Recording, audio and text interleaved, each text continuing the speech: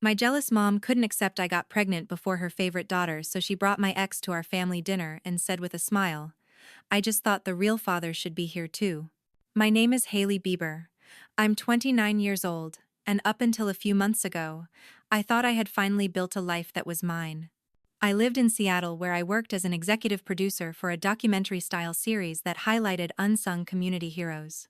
I'd spent nearly a decade climbing through a male-dominated industry, dealing with passive-aggressive executives and creative theft, masked as collaboration, but I had made it. My name was on the credits, my team respected me, and for the first time I was dating someone who didn't feel the need to dim my light. Drew, a 5-year-old cardiologist, came into my life during an awards event at the local public television network. We met at the snack table of all places. I was reaching for the last spring roll, he offered it to me instead, and we ended up talking for over an hour. From there it just felt easy. For almost 2 years, Drew and I built something real, quiet, grounded. No fireworks, no games, just trust and long walks and shared ambition. We weren't married, and it wasn't something either of us felt pressure about. He often said, "I'm already committed to you in every way that matters." I agreed. But when I found out I was pregnant, something in me shifted. It was unplanned, but not unwelcome. One missed day of birth control, a chaotic week of back-to-back deadlines, and suddenly I was staring at two pink lines in my bathroom. I sat there numb at first, not from fear but from the gravity of the change. I told Drew that evening. He paused for maybe 5 seconds, then said, "We've got this. If you want this, we'll make it work." That's when I knew I had chosen the right person. I wasn't ready to tell the world, but I did want to tell my family, my mother, and my younger sister Lena soon. I thought they deserved to hear it from me before anyone else. I also maybe foolishly hoped it would bring us closer. Growing up, my mother made it clear that Lena was the one who did things right. She was 2 years younger, softer in speech, more traditionally feminine. While I worked late shifts in college, Lena took up yoga and embraced divine femininity. She always knew how to make our mother feel useful, like her advice mattered. I, on the other hand, pushed back.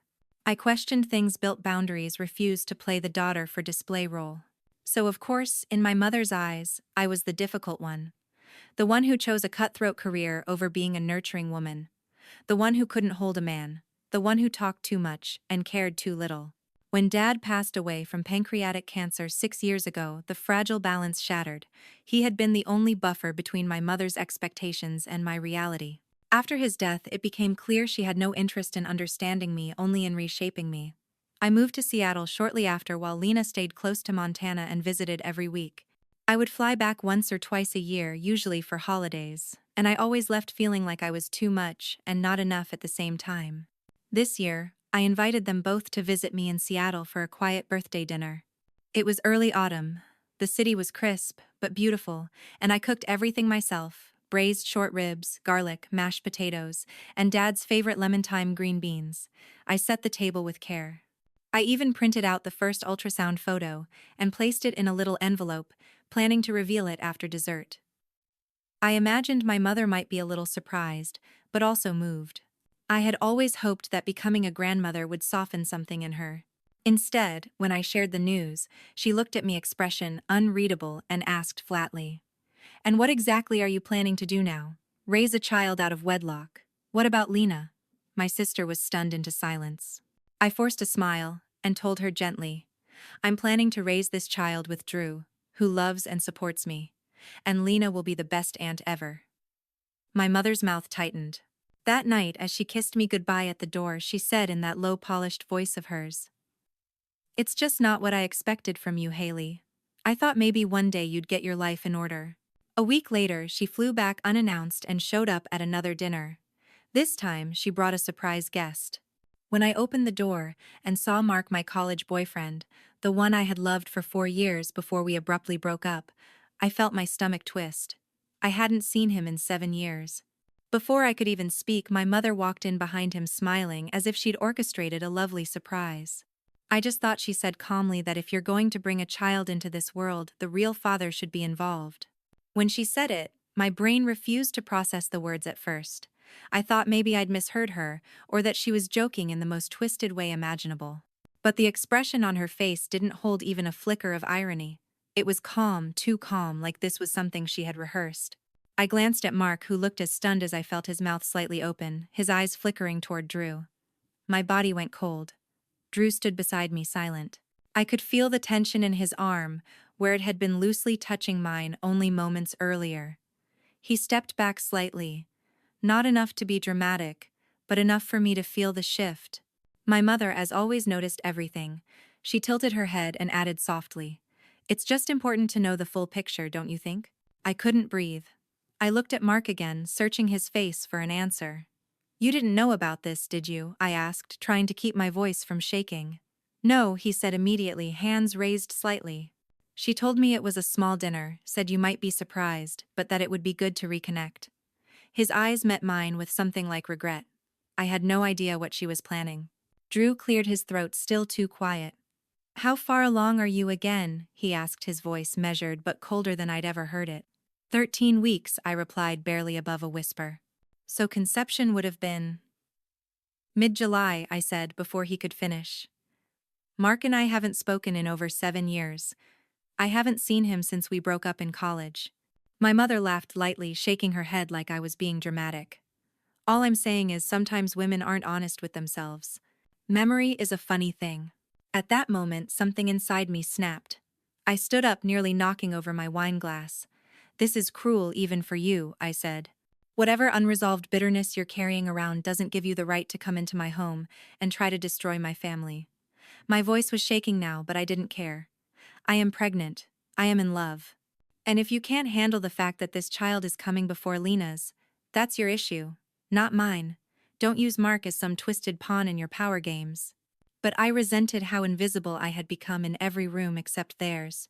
Lena, who had been quiet until then, looked absolutely horrified. "Mom, what are you doing?" she asked. "This is unhinged." But my mother just pressed her lips into a thin smile and stood up too. "I'm leaving." Clearly, emotions are high. I only wanted to make sure the truth was on the table. That's what good mothers do. After she left, Mark apologized again and left shortly after. Lena helped clean up, eyes wide with disbelief, then hugged me tighter than she had in years before saying goodnight. I was too numb to respond properly. But the real pain didn't land until Drew said the one thing I'd hoped never to hear from him. "I think I need some time." It wasn't accusatory. It wasn't loud. It was soft, almost tender. That made it worse. "I don't believe her," he added, "but I just need to clear my head. I'll stay at David's for a few days." When he closed the door behind him, I sat on the floor in silence, staring at the half-eaten birthday cake still sitting on the counter. The apartment that had felt so warm an hour earlier now felt cavernous and cold.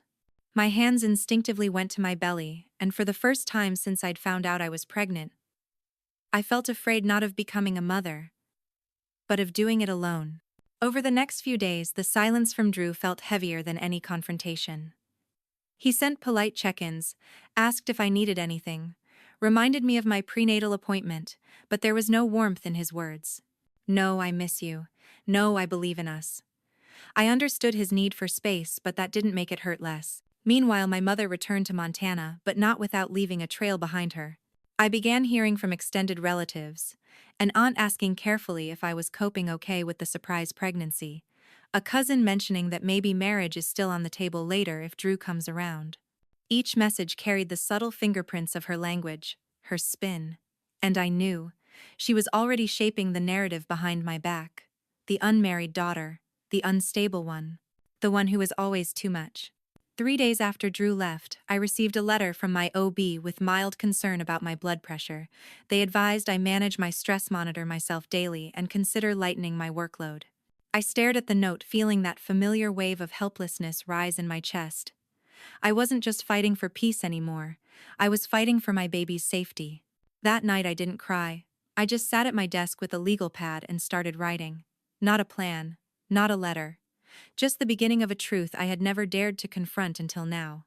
The list started simple: all the times my mother had used shame to control me, all the patterns I'd normalized, all the lies I had accepted to stay close to keep the peace. I wrote until my hand cramped, then placed the pad beside my bed. I didn't know what I was going to do with it yet. But I knew this. I couldn't let this be the story my child was born into. The next week moved slowly like walking through fog. I went to work, I took my vitamins, I answered emails, but everything felt muted like I was floating just slightly above the surface of my own life. Drew was still staying at David's place, and while he remained polite, he was distant. The part that hurt wasn't his absence but how natural it had become. I missed his voice beside me in the morning, his hand resting on my stomach as we drifted to sleep. The ultrasound photo still sat on the kitchen counter, where I'd left it that night, untouched like a ghost of a memory that had never fully formed. One afternoon as I left the clinic after my checkup, I noticed a text from Lena, just checking in. Want to talk? I hesitated before replying. I hadn't been sure where she stood after that dinner, and I didn't have the energy to manage another conversation laced with awkward silence or split loyalties. Still, I typed back, sure, come by after 6 if you're free.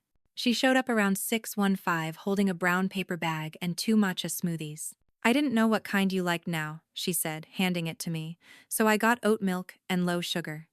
Is that still your thing? We sat on the couch, sipping in silence at first.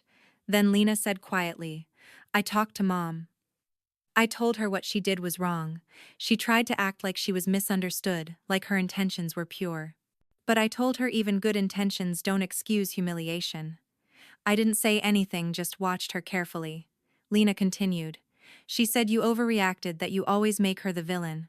But Hailey that night? I saw it for the first time. I mean, really saw it. How she turns everything into a performance. How she centers herself in your life story and makes you feel like a guest in your own home. That caught me off guard. I wasn't used to Lena talking like this. She had always been the peacemaker, the buffer, the soft one who kept the family stitched together by smoothing the wrinkles instead of addressing them. I asked. And you only just realized that? Lena looked down, embarrassed.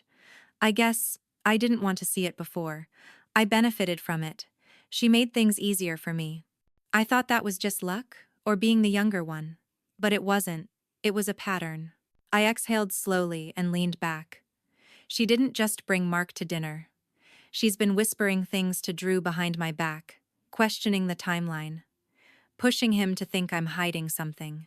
Lena's eyes widened. I didn't know that. That's disgusting. She also told Aunt Millie I'm emotionally unstable, I added, that maybe I'm not fit to be a mother. Lena covered her mouth with her hand, then let it fall into her lap. I'm so sorry. I know it doesn't undo anything, but I want to make this right somehow. I didn't answer right away, but the silence between us didn't feel as sharp as it once had. Eventually I said, I think the only way to make it right is to stop pretending she's going to change on her own. The next morning I pulled out that legal pad again. I added new entries. The time in high school when I'd been accepted into a summer film program, but my mother had refused to pay for travel, saying, it's not like you'll actually make a career out of this. The time she'd told my prom date's mother that I was difficult to raise but artistic. The more I wrote, the more I remembered. Her words had always sounded polite to strangers, but beneath the surface they were laced with poison. Later that week, Maggie, my closest friend at work, noticed I looked drained and asked if everything was okay. I told her the bare bones of what had happened. She didn't press for drama. Instead, she said, you know, my older sister went through something similar. Family scapegoat syndrome. Took her years to realize it wasn't about her being broken, it was about the family system needing someone to absorb the discomfort. That night I went down a rabbit hole. I typed golden child versus scapegoat family dynamic into a search engine. Page after page confirmed what I had always felt but never had words for. The guilt, the isolation, the deep-seated belief that I had to earn affection that should have been unconditional. I sat in bed, hand on my belly, and whispered, you'll never have to wonder where you stand with me. You'll never have to earn love in this home. The next morning, I called my Aunt Carla, my mother's estranged sister. We hadn't spoken in years, but she picked up on the third ring, surprised but warm. After we exchanged pleasantries, I asked, I need to know something. Was my mom always like this, or did something happen that made her this way? Carla hesitated, then said, oh, Hailey, I've been waiting for you to ask that for years. Aunt Carla's voice carried a kind of tired affection, the way people sound when they've held on to truth for too long and are relieved, someone finally asked. She didn't waste time. Your mother wasn't always cold, Hailey, but she learned early that being vulnerable wasn't safe. Our parents favored me not because I was better, but because I was more obedient. She was artistic, emotional, wanted to be a dancer. They called it silly, and told her she'd embarrass the family. I sat in silence absorbing this unexpected image of my mother, as a child who once had dreams that weren't about control. When she got pregnant with you, Carla continued, it wasn't her first time. She lost her first baby at 5 months, a boy. She never talked about it even to me. Just shut down and moved on. Then came you, and I think part of her was terrified of doing it wrong again. But instead of healing, she tried to overcorrect, structure everything, turn motherhood into a performance. I could barely breathe. She had never told me about the miscarriage. Never once mentioned the name of a baby that never got to be. And Dad, I asked. Was he part of that? Carla sighed. He loved you both, but he let her take the reins. He thought she needed to feel in control to be okay. He thought he was protecting her, but in the process no one protected you. When we hung up, I stared out the window for a long time, watching the sky shift over Seattle's gray rooftops. That afternoon, something shifted inside me. I no longer saw my mother as just the villain in my story. She was still responsible for what she'd done, but I could now see the shape of her damage, the unhealed fracture she tried to pass down to me in the form of perfection, control, and shame disguised as structure. Later that night, I got a text from Mark. Just one line. Can I talk to you about something I should have told you years ago? I replied yes, though I didn't know why. Maybe part of me wanted closure. Maybe part of me just wanted confirmation that I hadn't imagined it all. We met at a quiet coffee shop in Capitol Hill. He looked older but softer too, like life had knocked off the edges. Your mom came to see me, right before we broke up, he said. I never told you because I was embarrassed. She showed me a fake message, said it was from you. It made it sound like you were planning to break up with me anyway, that you were seeing someone else already. I was 22 insecure, and I believed her. I thought I'd beat you to the punch, so I left. And I regret it. The words landed like small stones in my chest, not heavy but undeniable. She always knew how to make herself sound concerned, I said, but her concern is just control with better manners. Mark nodded. I don't want to make things more complicated, but I thought you should know. And I'm sorry I didn't ask you first. I didn't cry. I just said thank you and meant it. That night I told Lena everything. About Carla. About Mark. About the pattern. She sat across from me in stunned silence. Then she whispered, we have to do something. She'll do it again. Maybe not to me, maybe not to your baby, but to someone. I nodded. I'd already started putting it all together. Diary entries, medical notes, conversations, a timeline of incidents. It wasn't about revenge, it was about truth. If we ever wanted real change, we needed to stop pretending this was just a personality quirk or overprotection. This was a toxic pattern. Around that time, Drew's mom called me. Elaine had always been warm and thoughtful, the kind of mother who brought soup when I was sick and sent handwritten cards just because. I don't want to interfere, she said gently, but Drew talks to us every day. He's confused, he's scared.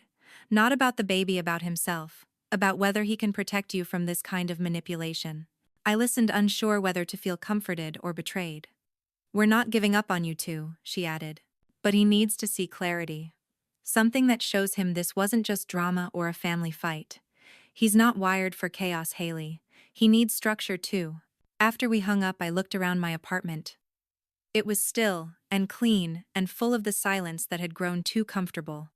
I opened my laptop and began typing, not a rant, not a story, a document. Objective, precise. Every moment of manipulation I could verify.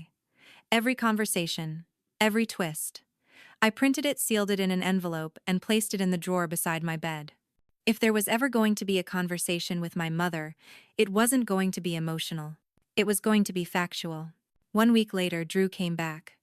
Not all the way home, not at first, but he knocked on my apartment door with a look I hadn't seen in weeks. He seemed tired, older, like the weight of doubt had cost him sleep. He held a folded piece of paper in one hand. I stepped aside silently to let him in.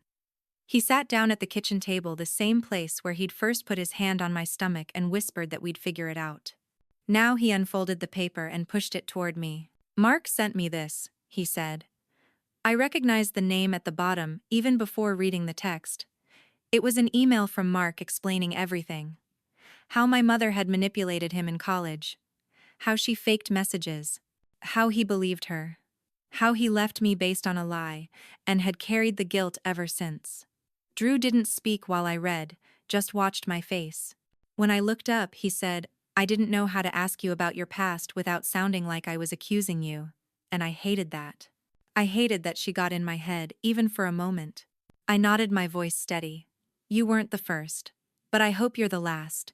He reached across the table, taking my hand.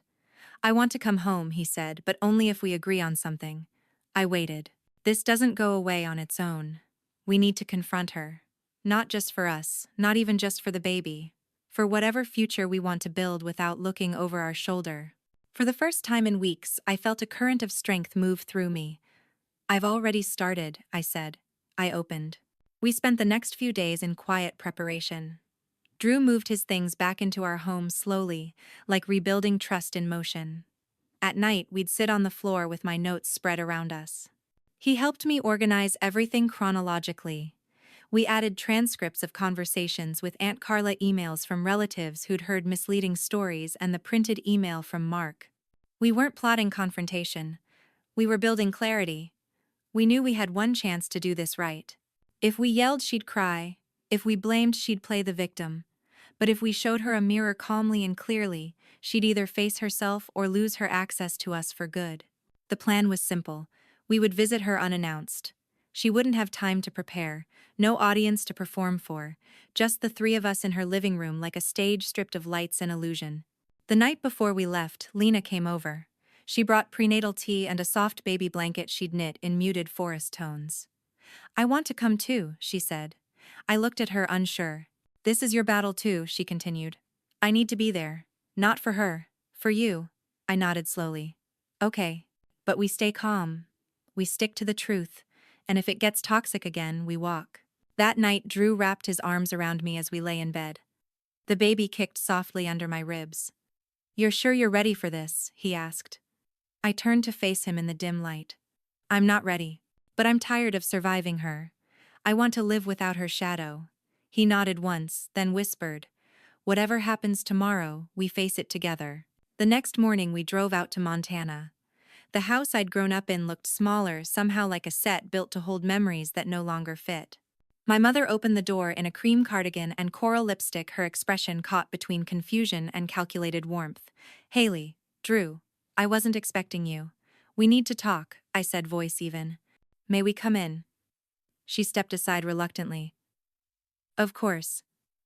I've just made tea." We declined. We sat in the living room. Lena joined us 10 minutes later as planned. My mother's eyes narrowed slightly at the sight of her, but said nothing. I placed the envelope on the coffee table. "Mom, what we're about to show you isn't meant to hurt you. It's meant to stop the harm from continuing." She raised her eyebrows. "I think you're being a little dramatic." Drew spoke then. "Please. Just read it first." She reached for the envelope with hesitation, as if it might explode. As she scanned the first few pages, emails, quotes, dates, her face shifted, first with confusion, then disbelief, then subtle panic.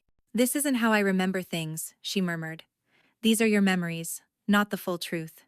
They're documented," I said quietly. "They're patterns. And we need them to stop." Her hand trembled slightly as she placed the packet down. "So what now?" she asked. Drew leaned forward. "You need help, professional help, therapy, not for us, for yourself. We're not asking. We're telling you. That's the only way you remain in our lives." The silence stretched. Then she laughed softly, bitterly. "You're ganging up on me, my own daughters." "No," Lena said, her voice calm but firm. "We're finally protecting ourselves." For a moment, no one spoke. My mother stared at us with something between disbelief and fury, as if she couldn't quite accept that her carefully crafted authority had slipped. Then she leaned back, crossing her arms, the air around her vibrating with quiet defiance. "So what exactly are you saying? That unless I change, you're cutting me out of your lives?" Her voice was measured but sharp, as though she still believed she could shame us back into submission.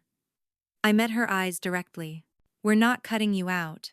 We're offering you a chance to have a real relationship, one based on truth, one that doesn't require you to control everything." She scoffed, but Lena stepped in, her voice calm and steady. "We're not 12 anymore, Mom. You don't get to rewrite reality just because it makes you uncomfortable." My mother turned to Lena as if seeing her for the first time. "And you're going along with this now? After everything I've done for you." Lena didn't flinch. "You raised us, and I'm grateful. But raising children doesn't give you permission to hurt them indefinitely." Silence followed, again, deeper this time. I could see the walls in my mother's mind start to shift, not fall, but lean under the weight of something she hadn't expected: consequence. Finally, she asked, "So what do you want from me? A formal apology? A public statement?" Her tone was dry, mocking. Drew spoke, his voice more tired than angry. "We want you to begin therapy. We want boundaries to be respected. And if you violate them, there are consequences. Not to punish you, but to protect our peace." I could tell she wanted to argue. She wanted to poke holes, to call it performative, dramatic, overblown, but she didn't. She just sat there, looking smaller somehow, like a powerful figure on a stage who had just forgotten her lines. "And the baby?" she asked after a long pause. Her voice was quieter now, almost human. "Will I get to meet the baby?" "That depends on you," I said. "On your actions, not your intentions. We're not doing this halfway. Not anymore." When we left that afternoon, she didn't hug us goodbye. She didn't slam the door either. She just stood there at the threshold, watching us go, like she didn't know whether we were enemies or a lifeline. And maybe she didn't. In the car, no one said anything for the first few minutes. Then Lena exhaled slowly and whispered. That was the first time I've ever seen her speechless. I smiled, but there was no gloating in it. Just relief. The next few weeks passed quietly. I didn't expect anything from my mother, and for once I didn't carry the guilt of waiting for her to change. Drew and I focused on the pregnancy. He read books aloud to my belly, his voice calm and warm even when the words were absurd parenting guides. We painted the nursery together, a soft moss green that reminded me of the hills behind our childhood home. Lena started visiting more often. Sometimes she brought baby clothes, sometimes soup, sometimes nothing at all. Just presence. It felt new, the way we could sit together and not fill every silence with apology or performance. One evening I got a message from my mother. Just a short text. "I've booked my first appointment with a therapist. His name is Dr. Jensen. You don't have to respond. I just wanted you to know." I stared at the screen, unsure how to feel. Part of me was suspicious. Part of me was surprised. Most of me felt tired. I didn't reply right away. I let the text sit like an unopened door. A few days later, she sent another. "Therapy is harder than I thought, but I can see why it matters. If nothing else, I want to be a better grandmother than I was a mother." I still didn't respond. Not because I didn't care, but because I finally understood that I didn't owe immediate access to my inner world. I could process at my pace. I could respond when I was ready.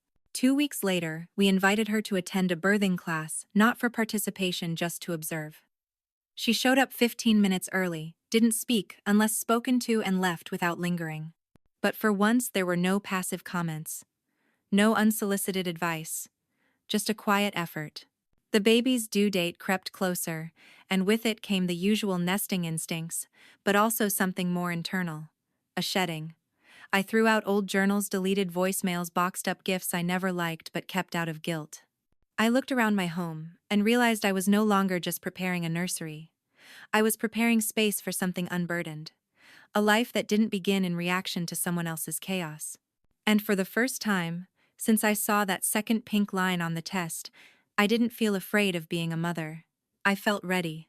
Not because everything was perfect, but because I finally knew how to build something different from what I came from.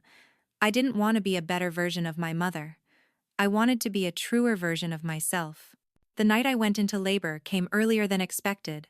I was only 36 weeks and 3 days along, but my body decided it was time. It started with a slow cramp around 3 a.m., the kind I almost dismissed as another Braxton Hicks wave.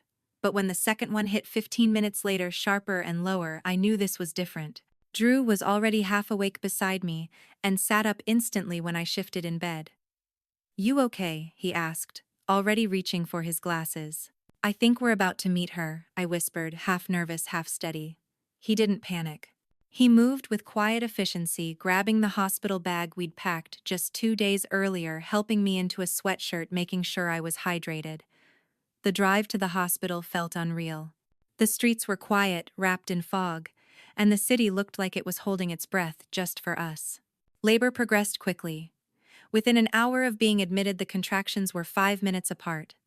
Drew held my hand through each wave, whispering encouragement, rubbing my back, reminding me to breathe. The nurses were kind, steady, and respectful of the birth plan I had printed and tucked into a folder. No one asked where my mother was, no one assumed she'd be there.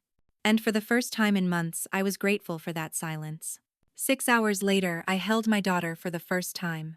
She was small but healthy, her cry loud and furious, her hands impossibly delicate. I remember the way Drew's face collapsed into tears as he cut the cord and leaned in to kiss my forehead.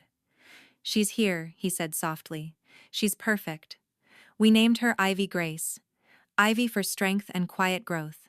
Grace for the kindness we wanted her to move through the world with, even when the world didn't offer it back. In the recovery room, everything was a blur of swaddles and warm lights and nurses adjusting monitors. But I remember the first moment she latched onto me to feed, her eyes fluttering, closed, her tiny body curled into mine. I thought about every woman in my lineage who had never gotten this moment without guilt or pressure. I thought about what it meant to break a generational pattern, not by erasing the past, but by choosing not to repeat it. Later that evening, Drew suggested we send a simple message to my mother. Nothing loaded, just facts. She's here. Ivy Grace. Healthy. Safe. We're doing well. I agreed. It felt right. Boundaried, but not cruel. Her reply came 2 hours later. "Congratulations. I've been working with Dr. Jensen every week. I hope one day I can meet her when you're ready." There were no demands.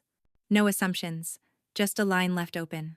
I showed the message to Lena the next day when she visited, holding a small stuffed elephant and a box of herbal tea. She read it twice, then said, "That's new." I nodded. I'm still not sure what it means, but it's the first time she's responded without expectation. Lena sat beside me on the hospital bed, holding Ivy's hand as gently as if it were glass. "You did it," she said. "You changed the rhythm." Over the next few days, Ivy became the center of a new world. Diaper changes at 3 a.m., skin-to-skin naps on Drew's chest, tiny socks that never stayed on her feet. Drew's parents flew in from Oregon and stayed for a week, filling our fridge with homemade meals and our hallway with soft laughter. Elaine taught me how to do infant massage, and George fixed the nursery curtain rods that had always been slightly crooked. Lena visited every other day, staying just long enough to help with laundry or burping Ivy after a feed. It wasn't just support. It was presence. It was love, with no scoreboard. A week after we came home, we received a hand-delivered letter. Inside was a copy of an official therapy statement from Dr. Jensen, confirming my mother's consistent attendance and progress. Attached was a handwritten note in her careful cursive. "I know I have caused pain. I know I cannot undo it, but I am trying. I understand now that love is not control, and that my fear of losing you almost guaranteed I would. I would like to meet Ivy when and if you're ready. And if not, I will keep working." I read it twice, then 3 more times before showing it to Drew. He looked at me and asked simply, "What do you want to do?" I didn't answer right away. That night, as Ivy slept beside me, I thought about what it meant to offer a second chance without forgetting the first wound. I thought about whether forgiveness could live in the same house as boundaries. And I realized it could, but only if the doors stayed open from both sides. It took me 2 weeks to decide. Not because I was torn between anger and grace, but because I had learned that time itself was an answer. When people push you to forgive on their timeline, it's often not for your healing, it's for their comfort. I wasn't interested in rushing into any resolution just to soothe anyone's shame, including my mother's. But I also knew this. I wasn't carrying hatred anymore. I wasn't even carrying blame. I was just holding space for something that hadn't existed between us before: truth. And truth, when tended properly, can become a quiet kind of peace. So one afternoon I replied to her letter with a single sentence. "You may meet Ivy in a supervised visit for 30 minutes. Saturday at 2 p.m. Lena will be there." She didn't reply for 2 days, and I half expected she'd ignore the rules or try to twist them. But when she did write back, it was short and almost plain. "Thank you. I will be there." That Saturday, she arrived 5 minutes early. She wore a soft gray sweater, no makeup, and carried no gifts. Her eyes looked different, not sad, but exposed, like someone who'd recently accepted that their old armor was no longer welcome. Lena greeted her first calm but watchful. I held Ivy gently as I walked into the room, heart steady but alert. "Hi," I said. "This is Ivy." She stepped forward slowly, her voice barely above a whisper. "Hi, Ivy. I'm your grandmother." She didn't reach out to hold her, didn't press too close, just knelt a few feet away and watched Ivy's chest rise and fall as she slept in my arms. For the first 5 minutes, no one said much. And honestly, it was better that way. The room didn't need words yet, it just needed presence. Eventually, she looked up at me and said, "You're really good with her." I nodded. "I'm trying. We're learning each other." She smiled faintly. "That's all any of us can do, I guess. Learn and unlearn." It was the first time she'd ever admitted that she might have something to unlearn. It landed softly like a curtain being drawn back just a little. At the 20-minute mark, Ivy stirred her mouth, forming a small O as she stretched against my chest. My mother asked quietly, "May I touch her hand?" I looked at Lena, who gave me the smallest nod. I moved closer and let Ivy's tiny fingers wrap around one of my mother's. Her eyes filled, but no tears fell. "She's strong," she whispered. "Like you." I didn't say thank you. I didn't say anything. The moment was already doing enough. When the visit ended, she stood backed away and nodded once. "Thank you for letting me meet her. I know I haven't earned more yet. I'll keep working." Then she turned and left. No drama, no demand. Just quiet accountability. That night, Drew asked me how I felt. I told him the truth. Strangely, not empty. Not proud either. Just settled. Like something that was inflamed, finally cooled down. He nodded and pulled me into his chest, his hand resting lightly on Ivy's back as she dozed between us. "You did something brave today," he said. "You didn't forgive her to forget. You forgave her to move forward." I didn't know if I agreed completely. I wasn't sure I'd forgiven her yet, not in the way that made movies end neatly, but I had stopped letting her decisions define my emotional landscape. That alone felt like a revolution. Over the next few weeks, she didn't push for more contact. She didn't send photos to frame herself into our lives. She simply sent one email every Sunday. Updates from therapy, insights. She was discovering small reflections about motherhood that never once mentioned guilt or asked for sympathy. They weren't performative. They weren't apologies dressed as essays. They were just honest, and I could respect that. Sometimes that's the most we can offer one another, not absolution, but honesty. Not closeness, but clarity. Lena began seeing her once a month separately. Slowly. She told me their first meeting was awkward but not aggressive. She asked me questions. Real ones. Not to control the answer, just to understand how I felt growing up. I didn't expect that. But I was learning not to build expectations around her anymore. I was learning to let her prove herself with actions, not intention. One morning, while feeding Ivy on the back patio, I realized I hadn't thought about being wronged in over a week. I hadn't played the mental rerun of every insult or silence. I was too busy learning what Ivy's cries meant, which lullabies she liked, how her fingers always found my necklace when she was sleepy. And that, I think, was the quietest victory of all. Not a confrontation. Not a dramatic takedown. Just peace earned, built, and protected. A life where the wound didn't vanish but stopped bleeding. A chapter where healing didn't come with a parade but with a nap at 3 p.m. and the sound of tiny feet someday running down the hall. Months passed. Ivy turned 5 months old and started laughing at shadows on the ceiling. She gripped our fingers like they were tree roots and babbled at books as if she understood every word. Her presence had rewired our home, not just physically but emotionally. I didn't think about revenge anymore. I didn't even think much about justice. Those things had belonged to the old version of me, the one who still needed my mother's validation to believe in my own goodness. Now I measured the weight of the day in quiet wins, like Ivy falling asleep without rocking or Drew remembering to pack her extra pacifier before a walk. There was a tenderness in the simplicity of it all. Around this time, Lena told me something unexpected. She'd invited Mom to join a small group therapy retreat for women navigating generational trauma. It wasn't a flashy event, just a quiet weekend in Oregon, co-facilitated by someone Lena had known through work. I didn't tell you sooner, she said, because I didn't want it to feel like pressure. But she said yes. She signed up without flinching. I didn't say anything for a long time. Not because I didn't have thoughts, but because I was sorting through layers of history that didn't peel back neatly. Finally, I asked, do you think she's really changing? Or just performing better? Lena didn't sugarcoat it. I think she's finally starting to listen to herself. That's the difference. When the retreat ended, my mother sent me a postcard. Not an email, not a text, just a handwritten card with a watercolor painting of two trees leaning toward each other. On the back she wrote, I learned that protection when used as control becomes poison. I'm trying to undo the parts of me that mistook fear for love. You owe me nothing. I am grateful for whatever you offer, even silence. I read it twice then, tucked it into a drawer beside Ivy's hospital bracelet. Some things weren't for immediate response. Some things just needed to sit quietly and breathe. A few weeks later, Drew and I hosted a small dinner at home. Nothing fancy, just pasta salad, soft jazz, and candlelight we barely remembered to light.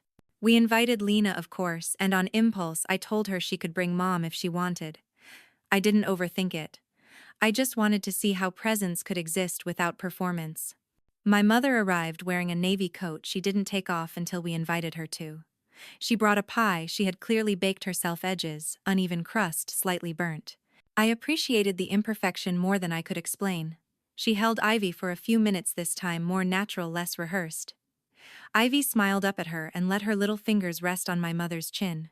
I don't know what passed between them in that moment, but something softened in the room. During dinner we talked mostly about small things. Weather, sleep schedules, books. At one point my mother said I used to think being a good parent meant protecting you from pain. Now I know it means helping you feel strong enough to move through it. No one responded right away, but it didn't feel awkward. It felt honest.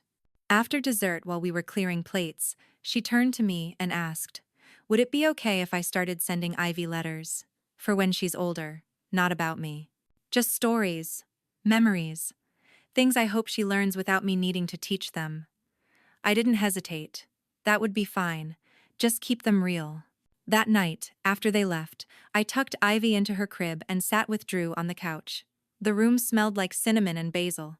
He put his arm around me and said, she's different now. I nodded. So am I. That's why this works. Because the truth was, I wasn't building a relationship with my mother as a daughter anymore. That version of me had ended the day she chose control over connection. What I was offering her now was something simpler but harder, a chance to be part of my life without anchoring it. A chance to know Ivy without owning any piece of her. And in that space we both grew. Slowly. With setbacks. With days where I ignored her texts. With moments where I still felt a flicker of anger for what had been taken from me. But also with small victories. Like Ivy sleeping soundly in her arms. Like my mother holding silence instead of defensiveness. Like me learning that boundaries weren't a wall but a door I could choose to open on my terms. I wasn't rewriting the past. I was writing something new. Not perfect, not clean, but true. And that more than revenge, felt like justice. On Ivy's first birthday, we hosted a quiet celebration in the park near our house. Just close friends, Lena, Drew's parents, and a few neighbors who had watched Ivy grow from a bundle of swaddles to a determined little explorer. There were no party planners, no custom cakes shaped like castles, just a picnic table with mismatched napkins, fruit, and a homemade carrot cake. Drew insisted on baking himself. Ivy's laughter rang out as she pulled on ribbons and clapped at birds. I remember thinking, not for the first time, that peace didn't come in loud declarations.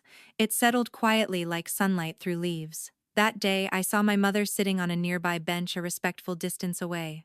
She hadn't asked to be invited, but Lena had quietly told me she would likely come just to observe. And I hadn't said no. At some point, Ivy toddled over toward her. Not with hesitation, but with curiosity, the way children do when they haven't learned fear from their elders yet. My mother looked up, startled but soft. She didn't scoop her up or make a fuss.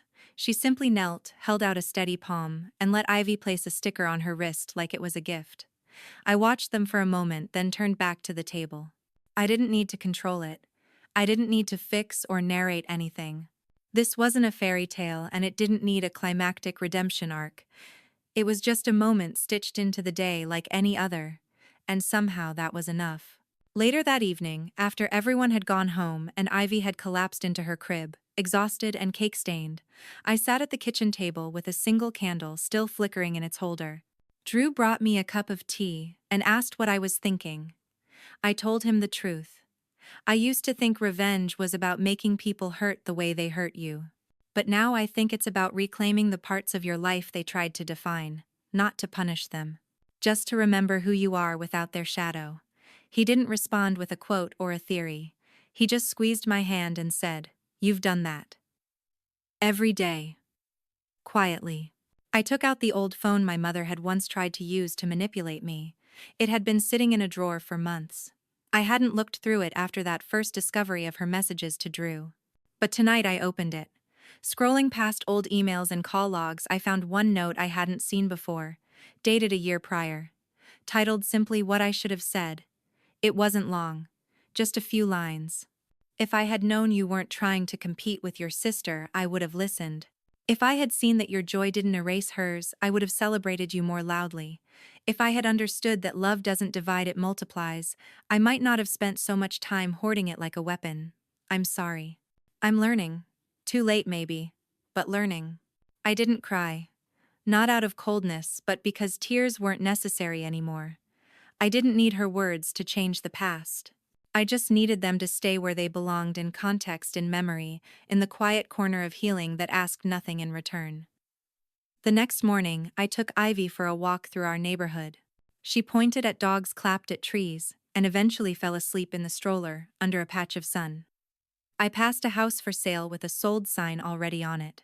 New beginnings everywhere if you knew where to look.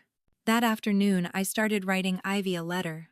The first of many. I hoped to leave her, not because I wanted to script her life or control her choices, but because I wanted her to know where she came from without it feeling like a weight. I told her the truth in pieces appropriate for her to hold one day. I told her that I had once been hurt deeply, not just by a stranger, but by someone who was supposed to protect me.